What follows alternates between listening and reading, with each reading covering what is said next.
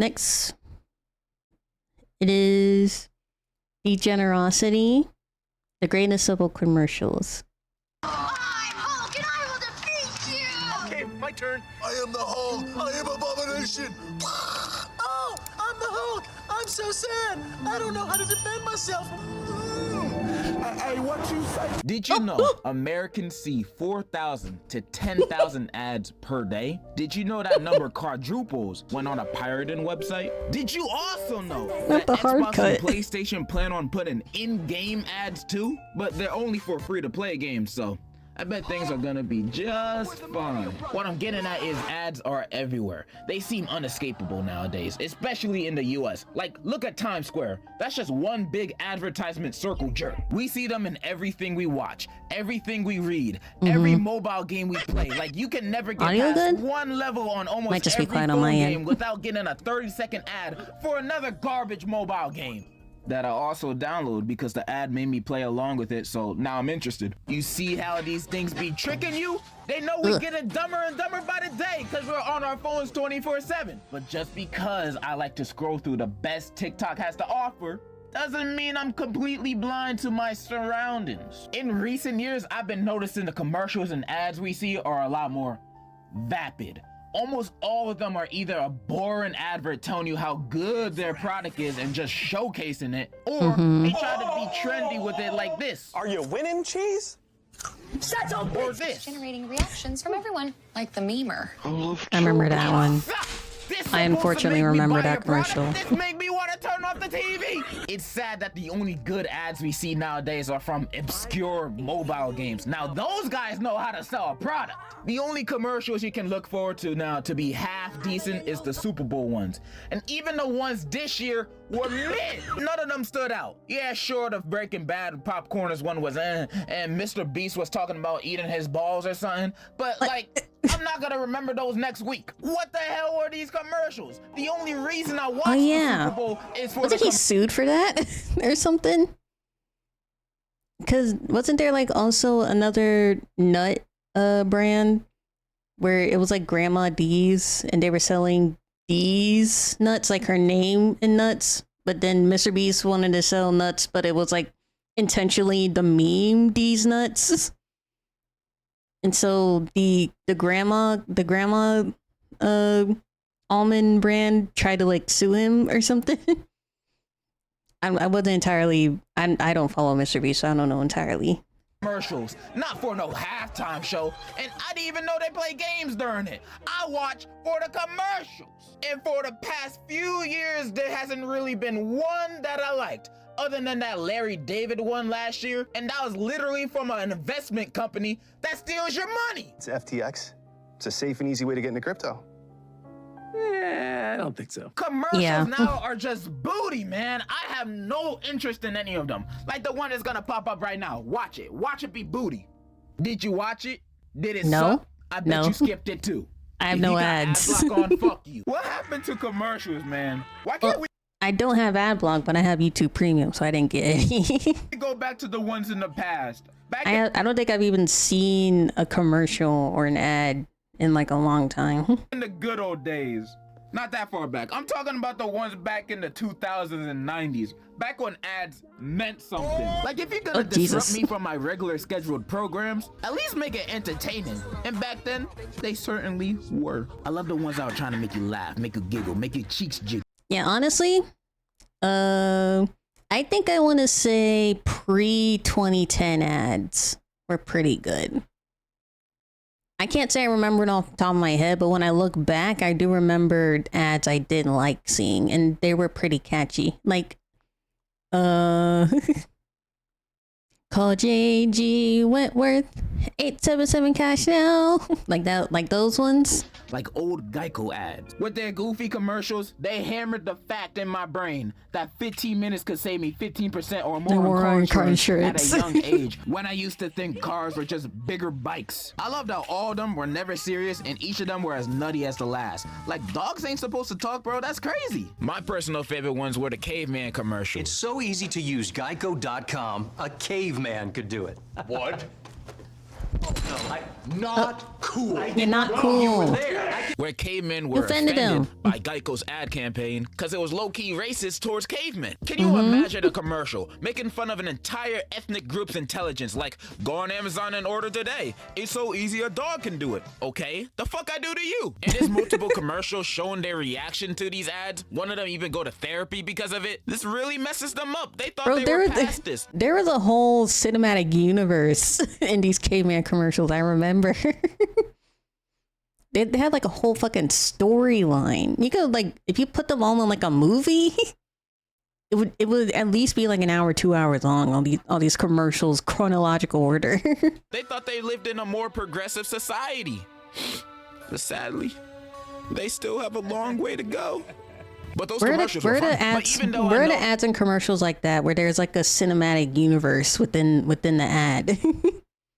I want those ads back. I could save 15% or more on car insurance with Geico. I'm more of a progressive guy, but that's only because I have a huge crush on Flo. There are also Jack in the Box ads. Now, I've never eaten there myself, but if this dude's in there, I don't know if I'll feel comfortable going there. This dude seems very erratic. Because in the ads, this dude got no chill. He even called out Burger King for microwaving their burgers, which he didn't need to tell me that for me to know. But, damn! Burger King just sucks ass. I know Burger King's a lot different in other countries, but here in fucking America, Burger King is so shit. Burger King is absolutely disgusting. There's no redeeming qualities about Burger King at all whatsoever. Nothing redeeming about Burger King in America. I don't ever see companies going at each other's throats like this anymore. Unless it's Wendy's. But I still will never forgive them for that commercial. Speaking of commercials with no chill, those Pop-Tart commercials back then were insane, bro. Because every human in these commercials would literally kill every walking, running, breathing Pop-Tart in sight. It doesn't matter if they have feelings. It doesn't matter if they have emotions. If you can cook them, they will eat them. Like this one. These Pop-Tarts just had a baby, and look what happens. He so has your peanut butter. Well, he's got your jelly. Time for a feeding.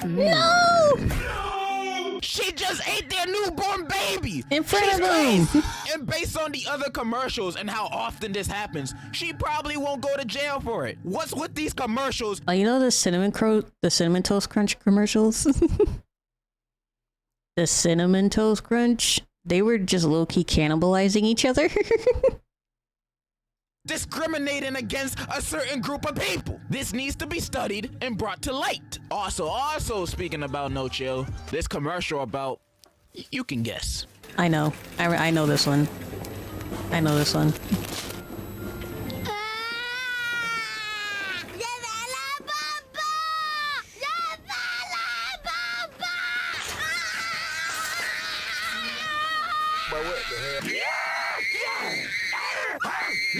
Use condoms.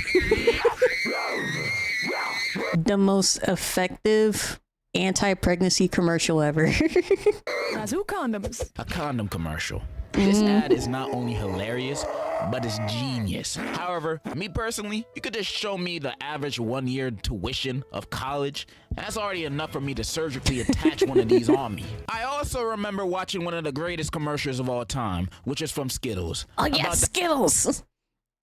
People were, in some of the Skittle commercials, they were low-key cannibalizing each other too. I remember. That guy, that whatever he touches, turns into Skittles. That's awesome. Is it awesome? Midas touch for Skittles. Well, you can't hold your newborn baby boy in your arms. Did you feed and dress yourself this morning? I didn't. I met a man on the bus today. I shook his hand. He'll never see his family again. Oh my god. I guess that's pretty awesome.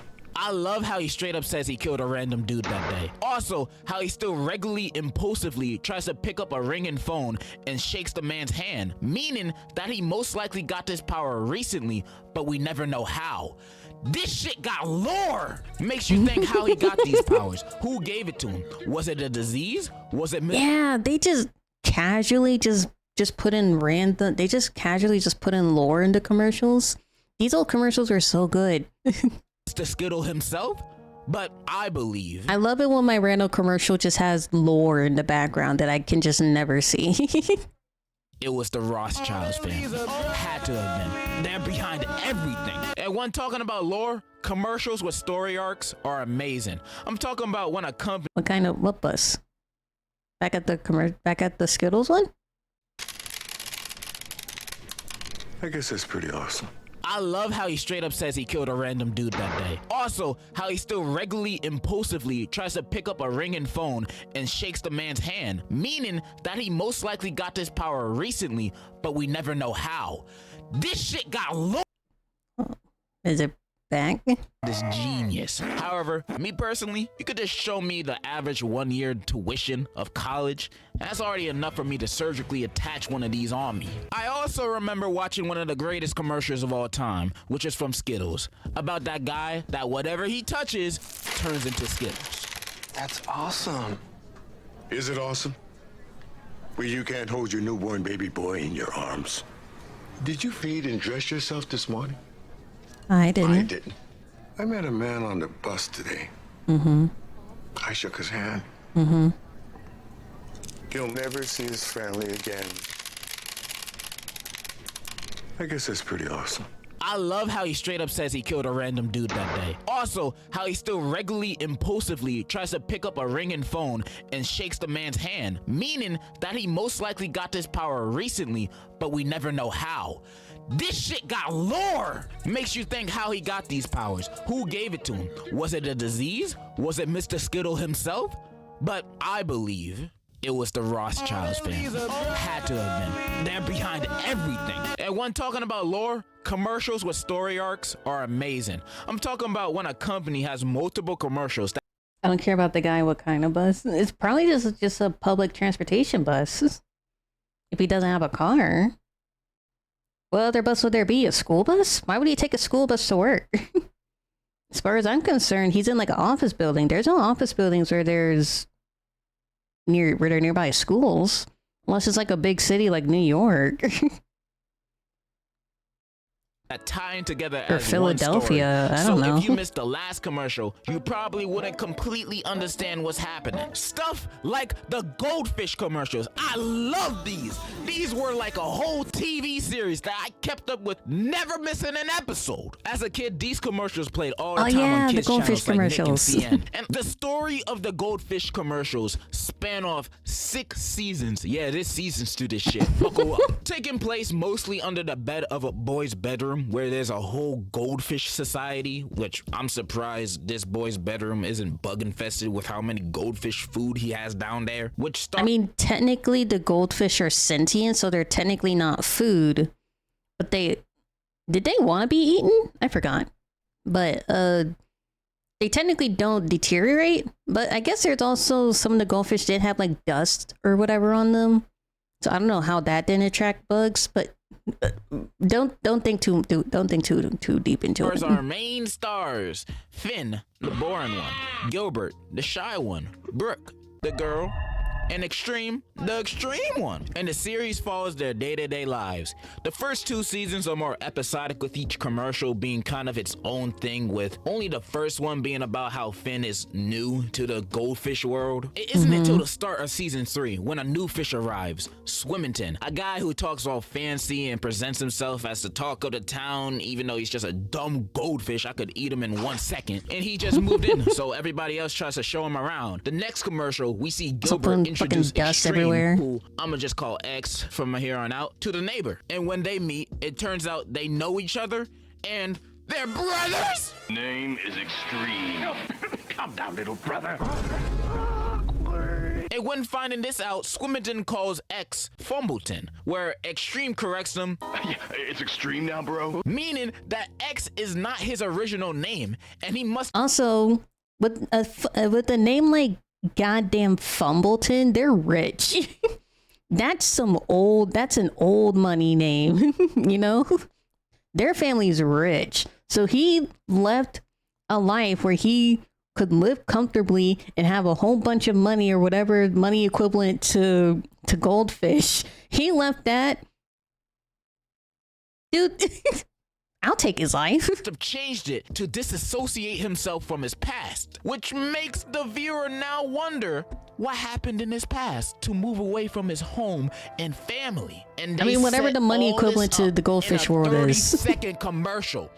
Is this not a cinematic masterpiece? It isn't until 2 episodes later where we see an ad where Swimmington is reading and X is rocking out to his loud music. And Swimmington is constantly telling him to turn off the music until the speakers just break. Now, this seems like another filler ad, but it really isn't. You see, in this 15 seconds, we see the brothers' 2 contrasting personalities. We see Swim being the posh, I'm better than you peasants kind, and X being the stunt double, fun, cool, just the extreme kind of guy. In a normal setting, these guys would never gotten along with each other. They have no similarities other than coming from the same fish. And also, family. Based on their interaction so far, it shows they kind of hold not the strongest bond with each other, with the next commercial revealing why, with X's backstory. X tells Swimmington that the reason he left the pantry, which was their original home, was because he felt that it was depressing in there. I mean, it sure looks like. They come from the pantry? They're not from under some kid's bed?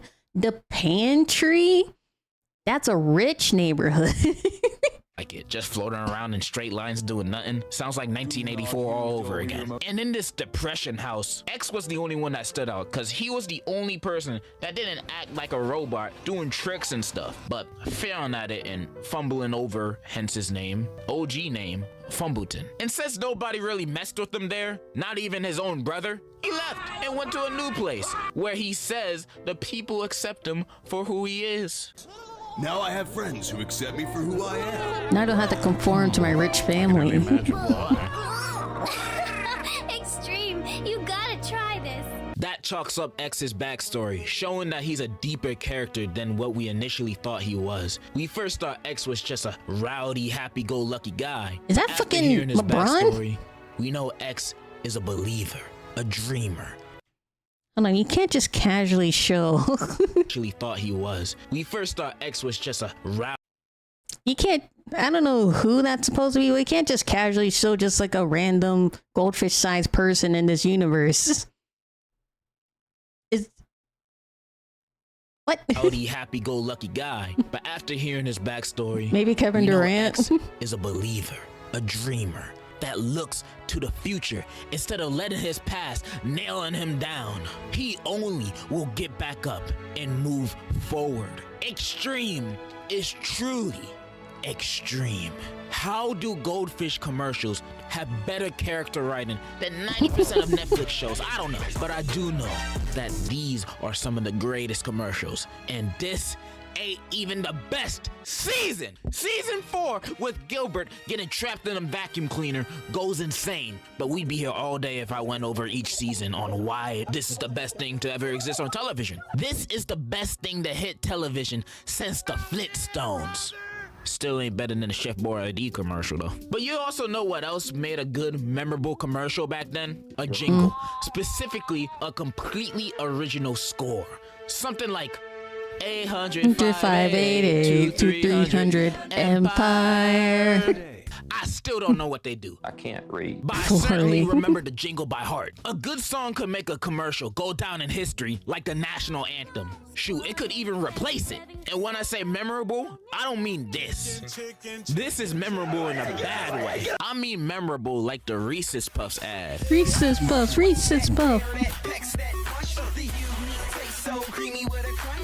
PB&J is what I'm thinking of. Going down with my Reese's Puffs. I always loved to rap along with this ad whenever it came on. I'd even say this man's an inspiration to my own musical career. I wanted to be like this dude, man. I love this commercial so much, it had me searching for the dude rapping like he had more music to listen to, as if he was a real rapper. I wonder what he's Turns doing. out, he is. He goes by Lupo. And I started listening to his music because, you know, I know him as one of the best rappers to ever touch a bowl of cereal. But then I turned his music on to be shocked on what I seen and heard. In his music vids, there were swearing, drugs, girls. I thought you only rapped about cereal, not this scandalous, abhorrent behavior. These songs got nothing to do with Cocoa Puffs. Outside of that, his music is alright, it's cool, it's listenable. But for me, he peaked with the Reese's Puffs rap. And this song's pretty cool too. However, The first Reese's Puffs rap tops both. Up, eat 'em up, eat 'em up, eat 'em up. Reese's Puffs, Reese's Puffs. Eat 'em up, eat 'em up. Commercial. I have a structured settlement and I need cash now. Call JG Wentworth. 877 cash now. Love them. I ain't even a fan of opera, but they hitting those notes just right. Listening to this commercial made me want to call them right away, expecting to get money from them. Cash now, and you're singing? Give me that money ASAP. There are also a few other ones, oink, oink, 2 pounds, you know, that stupid shit, but nothing. No song or jingle. I don't remember that one, has ever honestly. topped the Old Spice one. Now, Old Spice is one of the kings of commercials. They still are, but the magnum opus for me will forever be the mom song. Oh, I didn't see it coming, but it came in a can. I don't know this one. Now my sweet son's braid into a man. Mine too, and hey, we know just who to blame. When our sons have fun with women and misbehave. Oh my goodness. It's beautiful, so unique. I cry every time I hear it. The mom singing their sorrow about realizing their little boy is becoming a little man, and then they start stalking their sons in very weird ways. But the song is amazing. The visuals are amazing, and this is such an underappreciated commercial. The highest viewed re-upload of this is like 600K from 9 years ago versus Old Spice's ads that be getting, holy moly, they don't even have this ad on their channel. What, but they have don't? damn near like 200 ads of the Old Spice guy responding to tweets. Is this who I think it is? I'm over here stroking my dick. This ad is legit one of the greatest commercials of all time, if not the greatest. It's like if they added the 2 gay dudes kissing on Mount Rushmore. It's nothing but beautiful. A man on my soul, now he smells like a man, and they treat him like one. I hope that commercials can go back to the Billy confident Mays. magic they had back then. And even if the companies can't recreate that magic, you can always just replay the old ones for all of eternity. Nobody gonna get mad because these commercials are great. Like, how many years have they been playing that Tootsie Roll Pop commercial? Since 1970. If it ain't broke, don't fix it. They're also a lot more engaging. They make me want to buy the product more. I mean, I still won't buy it, but still. Like, when I saw a Red Bull commercial back then, I'm not thinking about drinking this might give me diabetes or kidney failure. Red Bull give me or wings. getting a heart attack or dying. Nah, I'm thinking drinking this is gonna give me wings, man. And based on the health risk, it actually might. Bring back the old commercials, bro. They're timeless classics. Honestly, I'm probably never gonna even try a Red Bull. When I look at the Red Bull commercials, I just pay attention to the animation, because the Red Bull commercials, the animations just be randomly really fun for no reason. Won't, or at least I won't mind seeing them again. Like, I don't care that Red Bull's gonna give me wings. I don't care what's gonna happen in this goddamn commercial to this guy that's about to drink a Red Bull. Get your stuff. Maybe I will buy a fushigi ball one day. I don't know. If we're gonna keep this capitalistic multi-consumerism system, at least make it fun, bro. I'm getting bored. That's all, man. In conclusion, Whopper, whopper, whopper. Oh my god. hey, nah! I hated that commercial. You know another commercial? I fucking hate the Arby's commercials. Like, the guy that does the voiceover in the Arby's commercial, he has a beautiful voice. He's a great voice. I don't hate him. I hate the commercial because I hate fucking Arby's. Arby's is disgusting.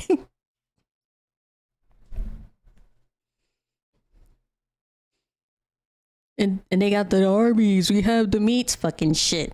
You got too much meat, Arby's. They put too much meat on their... I'm going to show you one out of spite.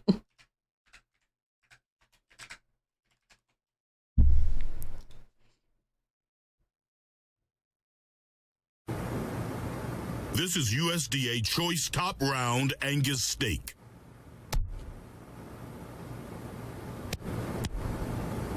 On a sandwich, Arby's. Go back. Look at that sandwich. On a sandwich. What is all that meat doing on that? That's 1, 2, 3, 4, 5 fucking layers of meat on a sandwich. That's too much meat.